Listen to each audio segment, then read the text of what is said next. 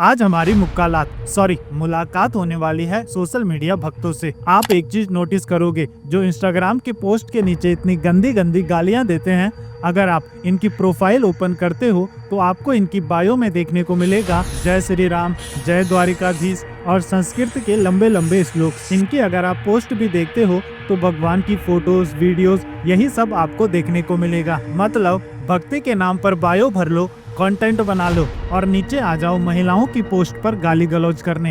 Hypocrisy की भी सीमा होती है। एक तरफ खुद को धर्म का रक्षक बताना और दूसरी तरफ महिलाओं के लिए इस तरीके के गंदे गंदे शब्द यूज करना। मतलब मैंने भी रामायण और महाभारत पढ़ी है मेरे भाई, उसमें तो कहीं ऐसा कुछ नहीं सिखाया जाता। जिस तरीके के शब्द आप महिलाओं के लिए कमेंट बॉक्स में यूज कर रहे हो, जिनको लिटरली मैं पढ़ भी नहीं सकता। और सबसे शॉकिंग बात ये है, ऐसे एक दो लोग नहीं, लाखों लोग हैं। अगर आप किसी लड़की की रील्स पर कमेंट्स पढ़ लो तो 80% लोग वही टाइपिकल बायो भक्ति वाले मिलेंगे। और सोचो, जब कमेंट बॉक्स में ये लोग इतनी गंद फैला रहे हैं जिन्हें पब्लिक पढ़ सकती है और इनकी असलियत लोगों के सामने आ सकती है, इस डर से ये खुद को लिमिट करते होंगे, तो लड़कियों के डीएम्स में ये किस किस तरीके के मैसेज भेजते होंगे। आप ये रांची की मुस्लिम मॉडल सना फरीन का ही केस देख लो। जब उसने अपने एक हिंदू दोस्त को स्टोरी लगाकर बर्थडे विश किया तो उसके साथ इन धर्म के रक्षकों ने क्या किया। अब मेरा एक फ्रेंड है, मेरे कॉलेज का फ्रेंड है, बहुत टाइम पहले मेरे साथ, वो कम से कम 6 साल से मेरे कांटेक्ट में है। उसका बर्थडे था 1 महीना पहले। मैंने एक स्टोरी लगाई, जैसे सारे नॉर्मल लोग अपने एक दोस्त के लिए स्टोरी लगाते हैं, बर्थडे विश करते हैं, बस मैंने भी वही किया था। शायद उतनी मेरी गुनाह थी अपने एक दोस्त को बर्थडे विश करना, एंड वो फोटो उठा के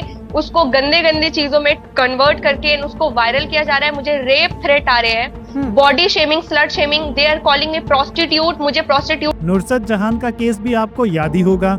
जब उन्होंने इंस्टाग्राम पर एक वीडियो डाला तो ट्रोल्स ने उन्हें इतना अब्यूज किया कि उन्हें डेथ थ्रेट्स तक मिलने लगे।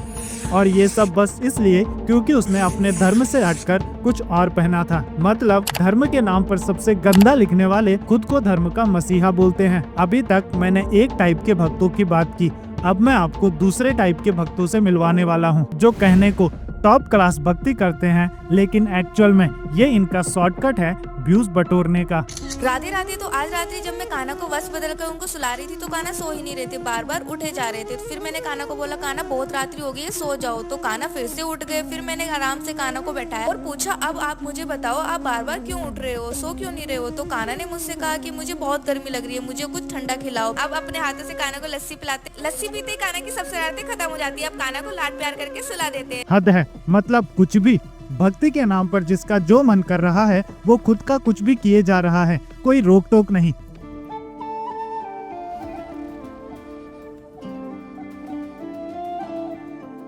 कुछ लोग हो सकता है मुझे ही क्रिटिसाइज करें, भाई सबका अपना अपना तरीका होता है भक्ति करने का।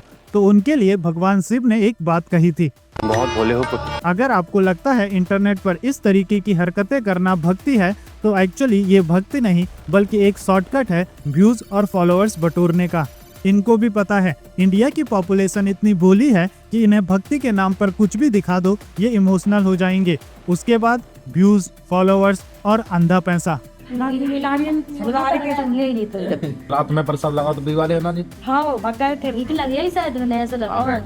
अब ये कौन सा ट्रेडिशन है, सब ड्रामा है, व्यूज बटोरने का तिगड़म। इनको भी पता है सेम टाइप की वीडियोस अगर बार बार डालेंगे तो आप बोर हो जाएंगे और इन्हें देखना बंद कर देंगे। इसीलिए हर बार एक नई स्क्रिप्ट, एक नए ड्रामे के साथ आपके सामने नई वीडियो लाई जाती है। कोई मूर्ति को सैलून ले जा रहा है, कोई स्कूल जाकर भगवान की डिग्री मांग रहा है। हर बार कुछ नया दिखाने के लिए कुछ भी कहानियां बनाई जा रही हैं। साधु महात्मा लोग पहाड़ों पर जाकर तपस्या कर रहे हैं, हरिद्वार जा रहे हैं, लेकिन भगवान तो दीदी के पास हैं और गुलाब जामुन का वेट कर रहे हैं। सेम पैटर्न आपको कावड़ लाने वाले भक्तों में भी देखने को मिलेगा। हर साल कावड़ यात्रा होती है और हर बार आपको नए नए ढोंगी भक्त देखने को मिलेंगे। कावड़ लाना एक भक्ति का काम होता है जिसके कुछ स्ट्रिक्ट रूल्स होते हैं जिन्हें कावड़ियों को फॉलो करना होता है। लेकिन रूल्स छोड़ो, आप ये देखो, कंटेंट बनाने और एंजॉय करने के लिए लोग यहाँ क्या क्या काम कर रहे हैं। कोई मोदी जी का कावड़ ले जा रहा है तो कोई अपनी गर्लफ्रेंड का।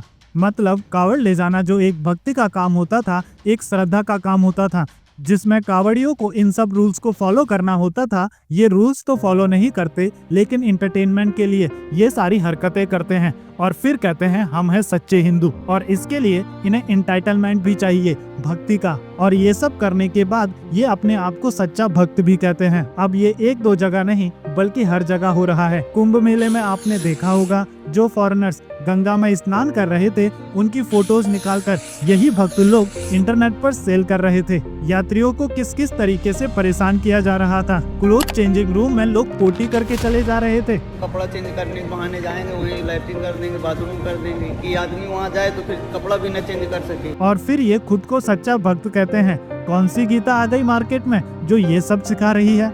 क्योंकि जो गीता हमने पढ़ी है उसमें तो ये सब नहीं सिखाया जाता। अब इनसे मिलो, तान्या मित्तल। बिग बॉस नहीं तो इंस्टाग्राम पर आपने इन्हें कहीं न कहीं देखा होगा, और अगर नहीं देखा तो आप काफी लकी हो, ऊपर वाले की आप पर कृपा है। इन मोहतरमा ने पहले अपना बिजनेस शुरू किया, फिर सोशल मीडिया पर आकर उसे प्रमोट करना स्टार्ट किया कुछ इस तरीके से। पर जब इंटरनेट पर साड़ी बदलने से मैडम का बिजनेस नहीं चला तो इन्होंने दूसरा रास्ता लिया, और वो था भक्ति का, सिंपैथी का। इसने खुद को इंटरनेट पर सबसे बड़ी सनातनी दिखाना स्टार्ट कर दिया। पर इंटरनेट पर आप कितना भी झूठ बोल लो, आपकी सच्चाई कभी न कभी बाहर आ ही जाती है, जैसे इनकी आई। जैसे बात करें इनकी एजुकेशन की तो आप खुद ही सुन लो। एक्चुअली कॉलेज में आर्किटेक्चर में सिलेक्शन हुआ था मेरा, चंडीगढ़ में, चंडीगढ़ यूनिवर्सिटी में। तो मैं आर्किटेक्चर कर रही थी। मैं शुरू से बहुत क्रिएटिव लड़की हूँ, painting, drawing, artist, dance, singing में सब कुछ कर लेती हूँ। अच्छा। तो बहुत अच्छा चल रहा था सब कुछ, and I was the topper in my class. A few moments later. एक 12th पास नॉन ग्रेजुएट लड़की अपनी जिंदगी में क्या कर सकती? जैसी जगह वैसा ड्रामा। और बिग बॉस पर जाकर ये जिस तरीके से अपने स्ट्रगल की कहानियां सुना रही है, उसे सुन के तो आपके आंसू आ सकते हैं। अब ये देखो। तो आपने बाहर एकदम से आपने बाहर हुए ना, सब आपको बहुत साड़ी पहनी है ना इसलिए। बहन तो झारखंड में है, अमेरिका में नहीं, जो तेरे साड़ी पहनने पर लोग तुझे इस तरीके से घूरेंगे। और इसके फेमस होने के पीछे एक और रीजन है सिंपैथी। जैसे ही मौका मिला, कैमरा ओपन हुआ, सिंपैथी कार्ड खेलना चालू।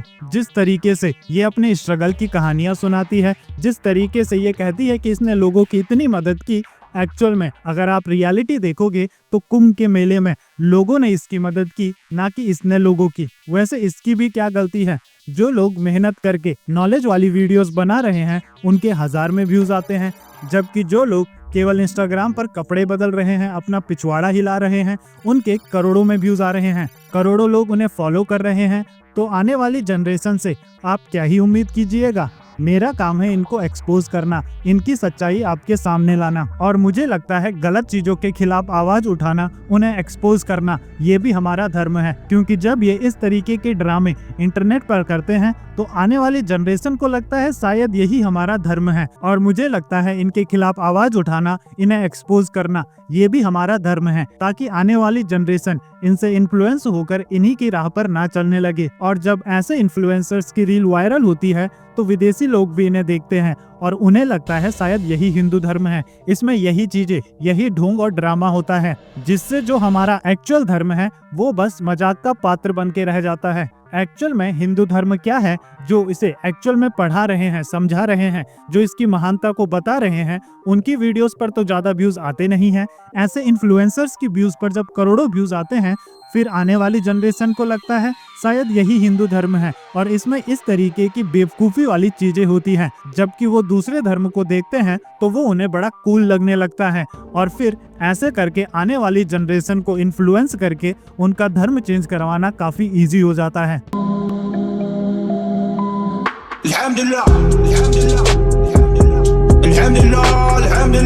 क्योंकि एक्चुअल में हिंदू धर्म क्या है और इसके अंदर कौन कौन सी चीजें आती हैं वो तो लोगों को पता ही नहीं है। उनको पता है बस ये चीजें जो उन्हें रील्स और वीडियोस के जरिए बताई जाती हैं, जिनमें लाखों करोड़ों में व्यूज आ रहे हैं। भगवान कृष्ण का जो नाम कृष्ण है, उसका अर्थ क्या है? कृष्ण का मतलब क्या होता है? और कृष्ण नाम का बहुत सुंदर अर्थ है, कष्ट हरने वाला। और इससे ओवरऑल जो हमारा धर्म है उसका एक गलत परसेप्शन विदेशियों के मन में, आने वाली जनरेशन के मन में पड़ता है, जो कि हम बिल्कुल नहीं चाहेंगे। और जो भी लोग इस तरीके की वीडियोस बनाते हैं उनसे मैं कहना चाहूँगा, कुछ देर के लिए मान लेते हैं आपकी सच में भगवान में आस्था है और आपका भगवान के साथ जो कनेक्शन है उसे एक्सप्रेस करने का तरीका कुछ ऐसा ही है। तो मेरा सवाल ये है, आप ये चीजें इंटरनेट पर क्यों डाल रहे हो?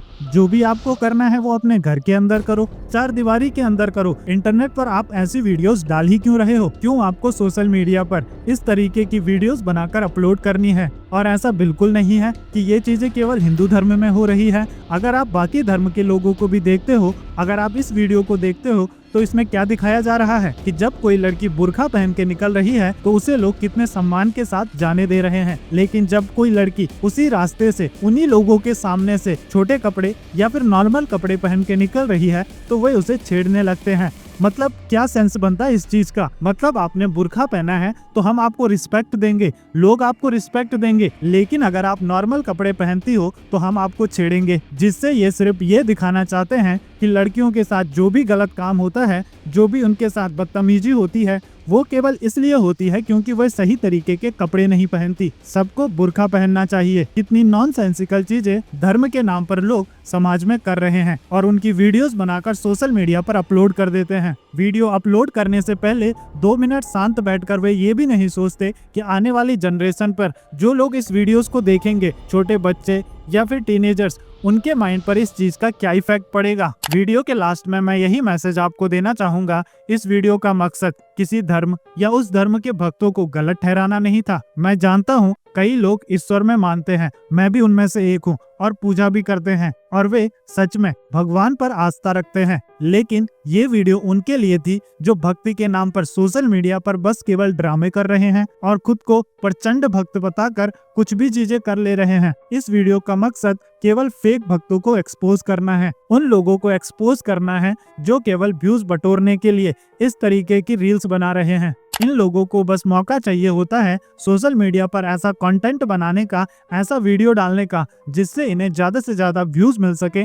एक्चुअल भक्ति से इनका कोई लेना देना नहीं है। इसीलिए हर वीडियो में आप देखोगे कि इनके पास नई कहानी, नया ड्रामा और नई तरीके की चीजें होती हैं। जब भी आप सोशल मीडिया पर इस तरीके का भक्ति कंटेंट कंज्यूम करते हो तो अपना दिमाग खोलो, सोचो जो भी आप देख रहे हो क्या ये पर्सन सच में भक्ति कर रहा है या बस ड्रामे कर रहा है ताकि इसे व्यूज मिल सके, जिससे इसके फॉलोअर्स बढ़े और ये अंधा पैसा कमा सके। अगर आपको इंटरनेट पर एक्चुअल में भक्ति कंटेंट देखना भी है तो आप कुछ अच्छे लोगों का कंटेंट भी देख सकते हो। और हाँ, इस वीडियो में आप भक्तों से तो मिल लिए, लेकिन अगली वीडियो में मैं आपको मिलवाऊंगा भगवानों से, जिन्होंने इंटरनेट पर और समाज में खुद की ऐसी इमेज बनाई है जैसे उनका सच में भगवान के साथ एक कनेक्शन है। कनेक्शन छोड़ो, वो खुद ही भगवान है और उनकी बात हम अगली वीडियो में करेंगे। अगर आप उस वीडियो को मिस नहीं करना चाहते तो चैनल को अभी सब्सक्राइब करके उसके सामने वाला बेल आइकन जरूर से हिट करें। इस वीडियो को ज्यादा से ज्यादा लाइक करें, वीडियो के नीचे कमेंट करें ताकि ज्यादा से ज्यादा लोगों तक ये वीडियो पहुंच सके। मैं मिलूंगा आपसे अगली वीडियो में, तब तक के लिए good bye. Keep learning, keep exploring.